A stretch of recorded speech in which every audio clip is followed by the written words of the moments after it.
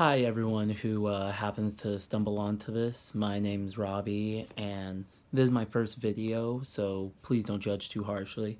And I apologize for the slightly poor quality. I'm stuck on my phone unfortunately because my laptop's broken, so it's a great time. Anyways, I had to talk about this, so let's just jump into it. Due to some health concerns I haven't been able to go out there and join the protests in the streets with tear gas and COVID both being very real threats. I decided that's not exactly for me personally, but I couldn't take it anymore and just sitting here and not being involved. So I decided to, you know what, I'm gonna make a video and I can at least express myself that way. Hopefully I might be able to make a difference, maybe even, I don't know, by just sharing what's on my mind. So we all know what's happening, right? In Portland, there are protesters, police, apparently secret unidentified federal agents, and general craziness going on, right? Elsewhere, there's general unrest is at all-time high for at least my life. I don't know, but it hasn't been that long of a life. Granted, my first memory is actually 9/11, so that's about the scale that we're working with here. But this seems to have crazy amount of unrest, and things are only escalating across the nation. This video isn't going to be about blaming one side or the other.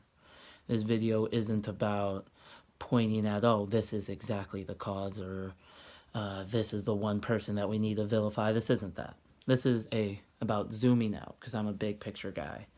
And it's about getting perspective on what's happening. And the real issue is that things aren't lining up. Let me explain. The rich are continuing to get richer. Yes, right now, with COVID and the economy being in the dumps and people not being able to work or even afford their mortgages or their rents. No, the rich are still getting richer. Even with the fighting in the streets, the violence, the protests, the unrest, the everything. Bill Gates and Colin Kaepernick aren't exactly out there for a reason. And that's because they don't have to. They have the money to avoid the situation and they have the clout, the status to where these issues aren't necessarily affecting them. I'm not saying that they aren't good people, that they aren't saying the right things. There's a reason they aren't on the streets. Same thing for the politicians. Politicians aren't really showing up that much either in general. There are a couple people that have been out into the protest, but I mean, they ended up with great photo ops, so the cynical side of me is saying, well, were they really out there for things that they actually care about?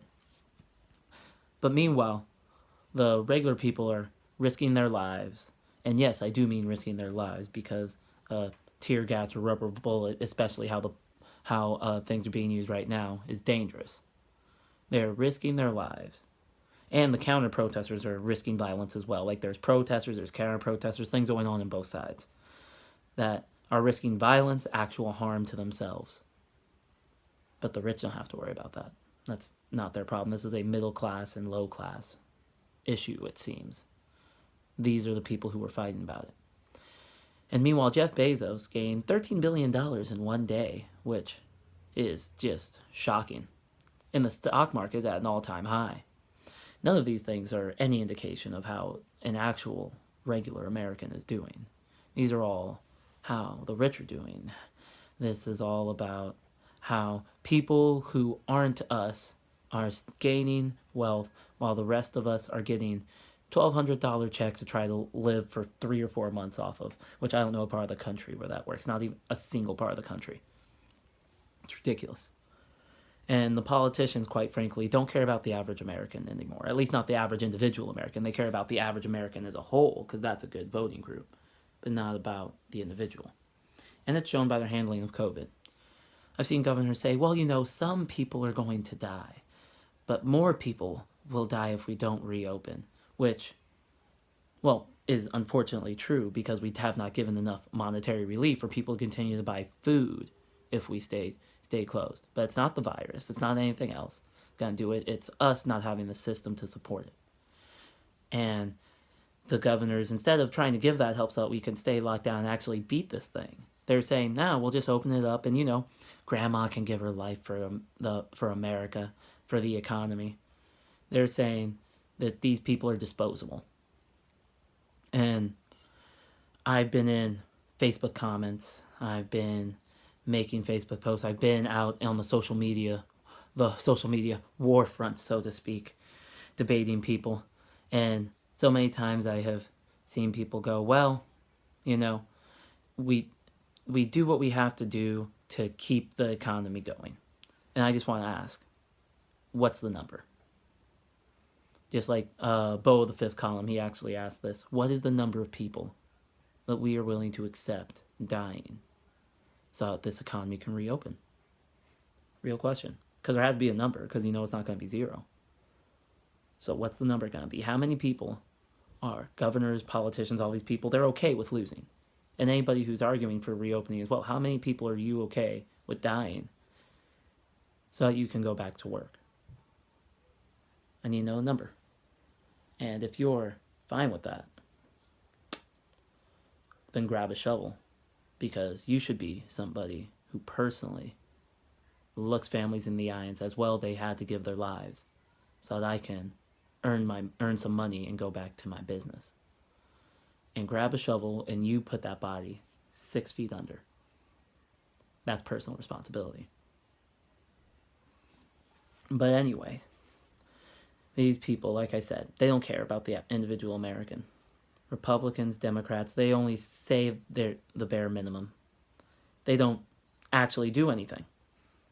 Republicans are actually doing something, and the Democrats are supposed to say they're opposed to all this crackdowns and all this violence in the streets, but they don't actually do anything. They control the House.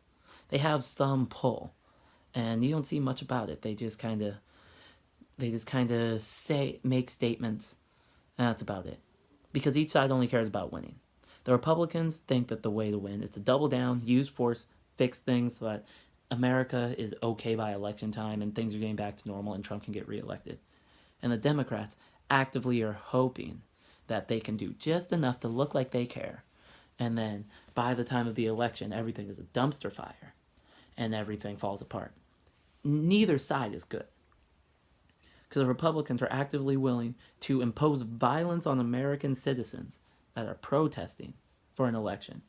The Democrats are willing to watch it happen and let people get riled up and let the unrest continue to grow. Both sides. Terrible. And we are caught in the crossfire of Biden and Trump in a pissing match.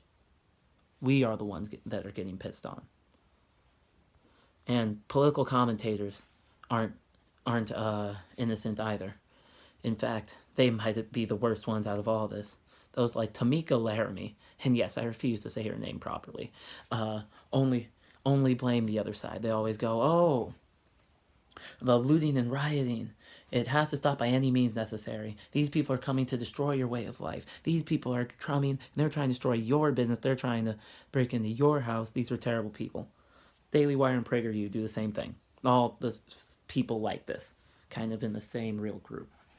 And I've watched the people in their comment sections, regular Americans who say they are for the Second Amendment and against big government, saying, well, people deserve to be abducted off the streets if they're not complying.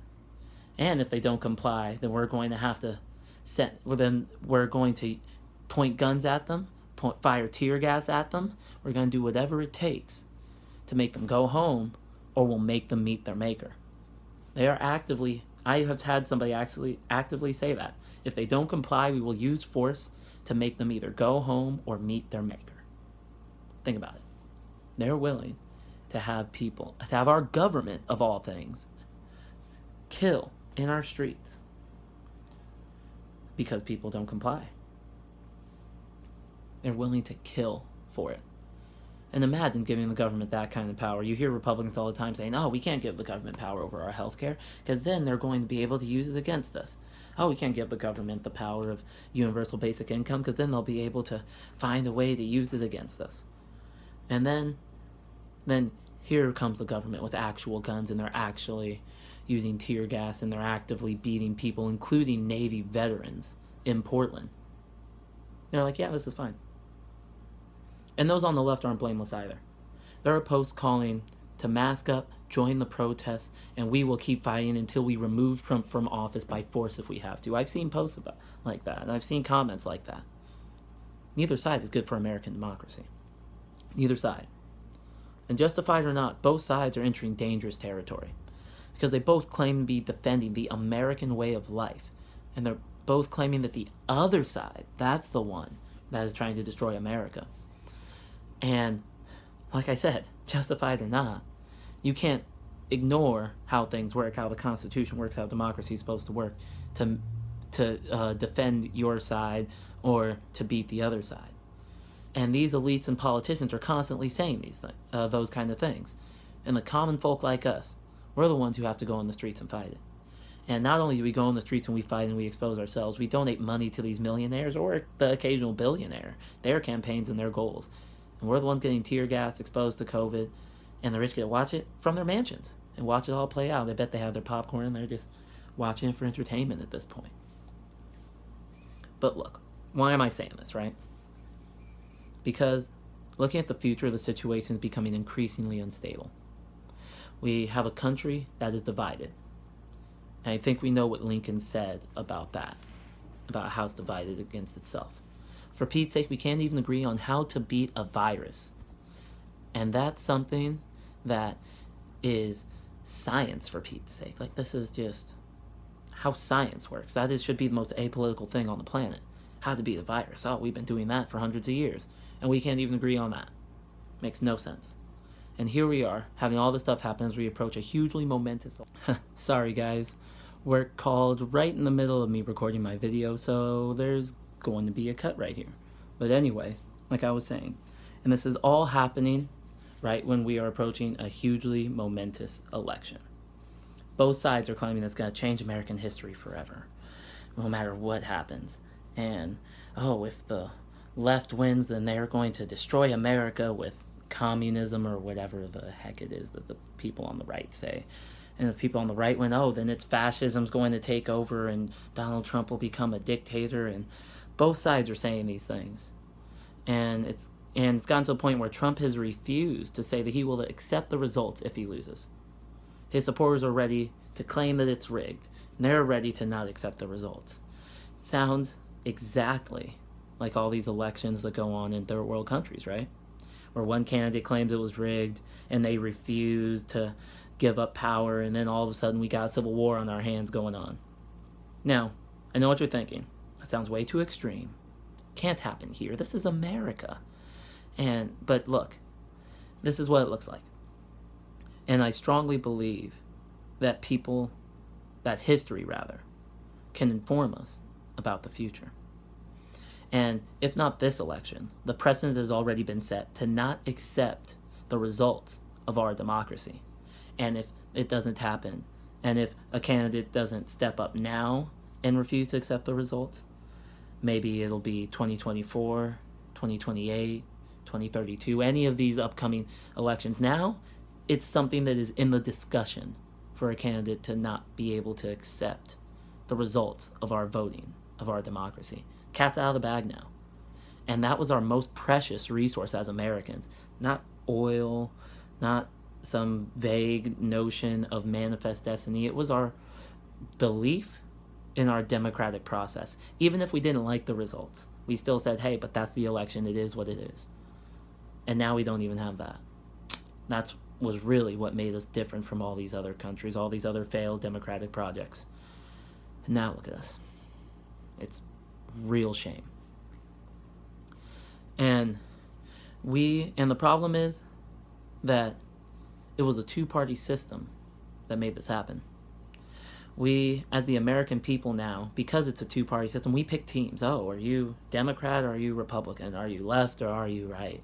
Oh, if you're Republican, it means this, right? You can already know there are certain talking points that the Republicans believe, and there are certain talking points that the Democrats believe. Boom, boom, boom. Diametrically opposed. Cannot work together, is what it seems like. And we defend these teams to the death, it seems. willing to slander our fellow Americans, willing to say, hey, maybe you should be tear gassed. Or of course you're an ignorant, I hope you get COVID. I've seen that both ways, from both sides. And ultimately, all this proves is that we must have more viable parties. Not like how we have technically the Green Party, technically we have libertarians, but like, they're not going to win the presidency. No, we need multiple parties. It seems to be the only solution here, because right now the ones that we have don't have enough competition, if we're going to use free market terms to describe it. You don't have enough competition because it's a two-way monopoly. When it's only two competing entities, they don't have to be good. They just have to convince people that the other company's worse. And that's what's been happening. The Democrats haven't been trying to improve their policy points or actually go out of their way to impact the American people more, and neither have the Republicans. The only thing they do is they've started to vilify the other side more and more. It's all mudslinging now. That's all it is. And it doesn't help anybody. Not at our level. Not at the individual person level. And that's how we are so unsatisfied with our candidates. We have a nation of over 300 million people, and we can't find two good people to run for president. That's what it seems like, at least. I don't know anybody that's like, oh yeah, Joe Biden, I'm so excited. And from what I've heard from, most people that I know that tend to lean right in person, at least. On the internet, you always find the crazy vocal minority, but in person, from the people that I know that lean right, they aren't excited about Trump. They think that he's a buffoon. And how can we have it so that neither presidential candidate is popular? It's a real shame. And that's the problem with our system now. At this point, I'm just rambling, so I'm just going to finish this up real quick. We're at the breaking point, folks. We have to do something before the elites that are watching and actually making the decisions, the ones who actually have the money to really make a difference through super PACs, or the ones who really have the pull on politicians. We need to do something before our system's so messed up that the only choice is civil unrest. And that's not what I'm advocating for. I don't want that. I'm not talking about civil unrest like what we have right now. This isn't really civil unrest. These are protests. I don't want a war in our streets. I don't want that. Nobody wants that. I want us to go back to the days where we were able to respect the other party and be like, hey, I don't agree with your guy, but at least I know that we're all on the same team of trying to make America better. Is that so bad? Is that so hard?